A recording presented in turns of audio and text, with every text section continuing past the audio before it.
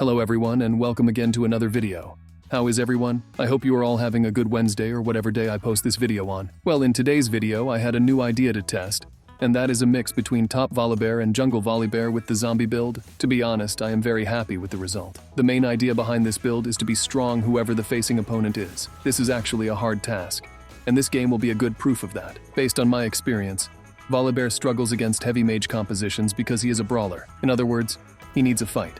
And the longer the fight goes, the stronger he becomes, assumably. But since the meta and most of League players go for range and mages, in other words, they favor champions with range or ones that are utterly broken with loads of skins, we have a good one to test our build on. The build will consist of Sundered Sky, Winter's Approach, and Spirit Visage. Regarding the runes, we will go with 3 main runes: Grasp of the Undying, Revitalize, and Ingenious Hunter. The main idea behind this build is to be strong before the fight and while we are fighting. This looks good and epic, but there is one catch with this build. It is a slow build, and you shouldn't expect heavy burst, but your paws are not fluffy either. Some of you prefer lethal tempo, and others will suggest press the attack, which are both viable and most likely the most optimal picks. But what I am suggesting is a different playstyle that revolves around building a solid foundation within your champion. In other words, Volibear is enhanced in his innate characteristics, and the build will give you the damage you need, not the runes. This game started as boring as ever because the enemy team and my team wanted to farm and wait for the mid-stage of the game. The jungler was our slutty Eve, and she took Ignite, while they also had Aurelian Sol as their AP carry. So we did the usual. We went and helped our top Giga Chad carry, and unlike the usual games, this guy was very helpful, and we ended up syncing really well. Mid, on the other hand, was a Morgana against Tristana. As weird as it can get, the lane was in favor of the Yordle, but not that much. And I got a little bit of practice on properly resetting my Q and predicting my E landings. I really do enjoy these games where you get to play normally. I mean, just a regular game with none to minimal talking and not our day-to-day psych ward where people come and try to vent their cumulative stress from work on some random people. For this specific reason, I camp one lane. Back to our game, I intentionally didn't take any kills so that I don't get my items earlier than intended and just test the build and the runes. Because if you are really ahead, even if you build a full crit build, the odds are you will win easily. But thankfully, the one who got the kills is our top Giga carry, and he didn't go for a troll build either. After this double kill, I think we have established total dominion over the top side of the map. Now is where things get a little bit tricky. Riot made sure that even if you win the early game, it doesn't mean you will succeed in the mid-game. Since I focused on getting the grubs, I completely forsook the drakes. Well, because the drakes themselves are a bit useless until you get the soul, but the grubs are beneficial even if you get 4 out of the 6. If you have noticed, I didn't use the Herald buff in the off chance that my team will fail me, and that would be my trump card to counter the loss, if it happens, in the mid-game and get at least 2 towers and balance out the gold difference. But luckily we won the team fight, and I ended up doing it anyway since the jungler died, and Sir Cassante hits like a truck with a full tank build, go figure.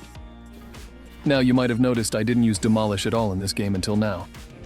Well, that rune is a sleeping hidden OP, and only loses its value when there are no longer any towers in the game, and that is something that rarely happens. The thing with this rune is that once you get some levels and items, you can do some serious damage to the tower, and get free gold actively from a rune that scales with your HP.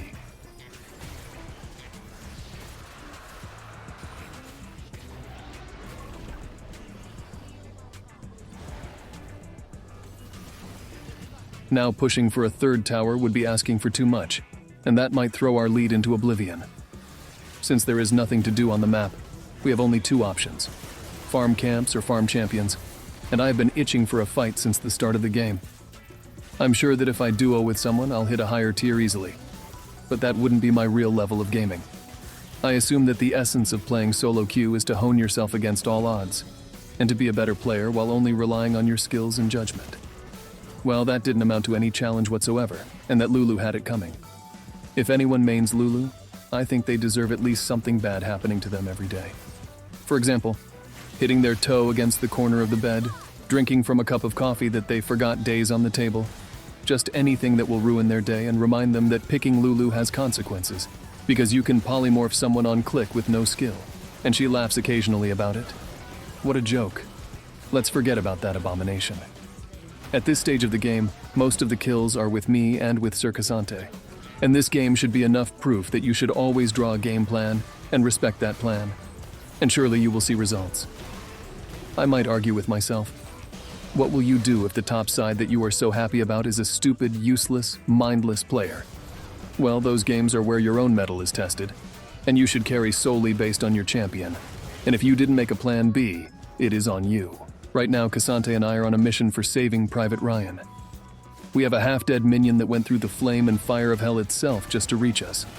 And the only fair thing to do is to clear the wave for this brave soldier. I don't think that the grubs dropped the tower defenses, because if it is true, that would be utterly broken. And as long as no one is focusing me, I can tank and disable the tower for free. But since I don't have my ultimate, there's no need for making stupid plays. Let's leave my team to their own fate, because I know the correct play is to focus on the tower and wait for the waves since we have the Baron buff.